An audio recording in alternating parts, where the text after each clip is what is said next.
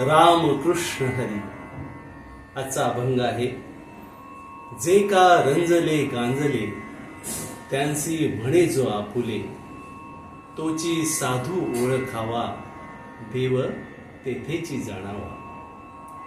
मृदू सभाय नवनीत जैसे सज्जनाचे चित्त, ज्यासी अपंगिता नाही त्यासी धरी जो हृदय. दया करणे जे पुत्रासी तोची दासा आणि दासी, तुका म्हणे सांगू किती तोची भगवंताची मूर्ती.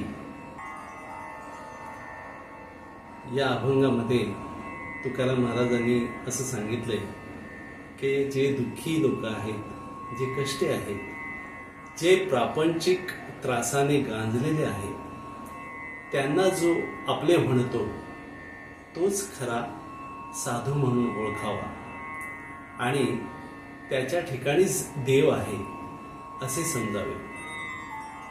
अशा साधुंगे चित्त अंतर्बाह्य लोण्यासारखे मऊ असते. त्याला आधार नाही.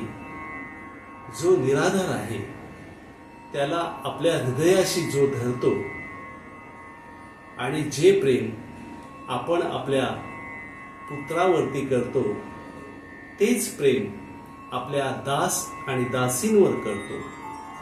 तुकाराम महाराज म्हणतात, असे संत सज्जन म्हणजे साक्षात भगवंताचीच मूर्ती असते.